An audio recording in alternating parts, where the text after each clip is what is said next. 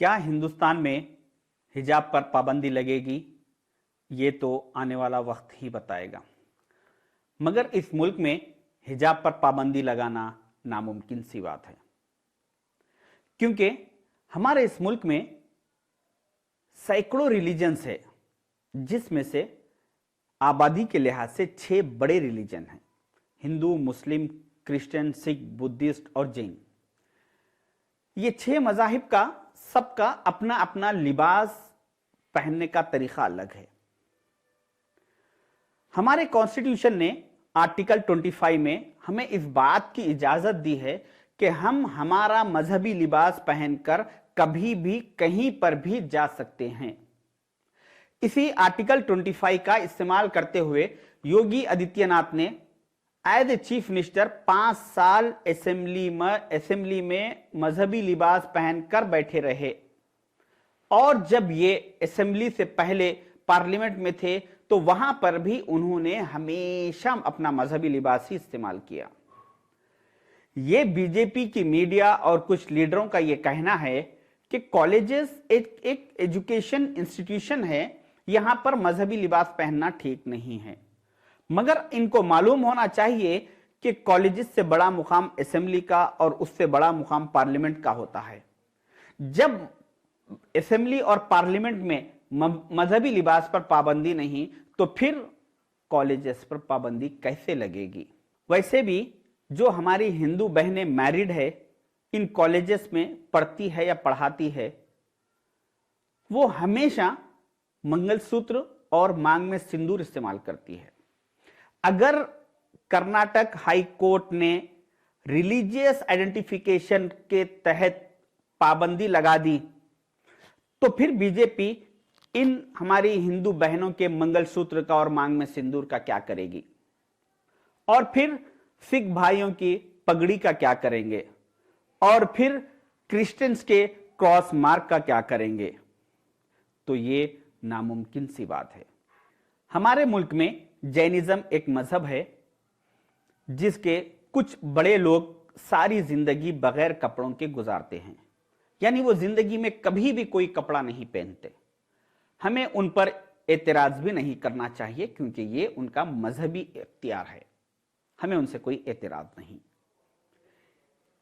जैन मजहब के जो बड़े गुरु है तरुण सागर जी, ये कहीं पर भी जाए और कहीं से भी आए, ये हमेशा बगैर कपड़ों के ही रहते हैं। यहां तक कि इंडिया टीवी के एक शो आपकी अदालत में जब इन्हें बुलाया गया तो ये वहां पर भी बगैर कपड़ों के ही गए। तो जब इस मुल्क में बगैर कपड़ों के फिरने वालों पर कोई पाबंदी नहीं, तो फिर सर पे कपड़ा ओढ़ने वालों पर कैसे पाबंदी लगाएंगे? अमेरिका के प्रेसिडेंट बाराक ओबामा ने 14 सितंबर 2010 को मास्टरमाइंड स्कूल ऑफ अमेरिका के बच्चों को जब वो लेक्चर दे रहे थे, उस वक्त उन्होंने कहा कि अगर तुम्हें जिंदगी में तरक्की करना चाहते हो तो इंडिया के कर्नाटक स्टेट के बेंगलुरु के बच्चों की तरह एजुकेशन हासिल करो, उनकी तरह हार्ड वर्क करो, तो तुम जिंदगी में जरूर एक दिन कामयाब होगे। Bangalore, India, are working harder than ever and doing better than ever. Your success in school is not just going to determine your success, it's going to determine America's success in the 21st century. तो कांग्रेस का एक दौर था कि कांग्रेस ने education पर इतना काम किया, कर्नाटक में एक super power of the world के प्रेसिडेंट उस स्टेट की, उस सिटी की मिसाल दिया करते थे एजुकेशन की। और आज एक दौर है बीजेपी का, जहां पर उसी अमेरिका की पार्लियामेंट में जब जो है सो हमारे हिजाब के इंडिया के इशू पर बात होती है, तो वहां पर शेम शेम के नारे लगाए जाते हैं। उसी स्टेट कर्नाटक बेंगलुरु में बीजेपी फिरका परस्ती की तरफ, बदनामगी की तरफ, बेइज्जती की तरफ लेकर जा रही है।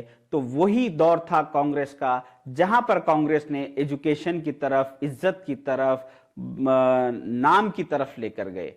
वैसे भी ये हिजाब का इशू सिर्फ और सिर्फ ये 5 स्टेटों का जो यूपी, पंजाब वगैरह का इलेक्शन चल रहा है, उस इलेक्शन में बीजेपी के पास ना तो डेवलपमेंट पे बात करने के लिए मुद्दा है, ना तो उनके पास एम्प्लॉयमेंट पर बात कर सकते हैं, ना एजुकेशन पर बात कर सकते हैं। तो उसी वजह से उन लोगों ने अपने स्टेट रूलिंग गवर्नमेंट वाले स्टेट से ये इशू को उठाया ताकि वहां पर कम्युनलिज्म को हवा दी जाए और कुछ हमारे हारने के जो पूरे चांसेस हो चुके उसको हम जो है सो जीत में बदलने की कोशिश कर सकें।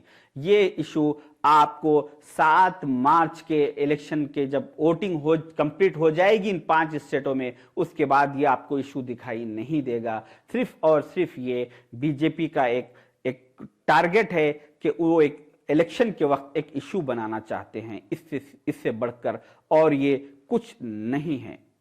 Thank you.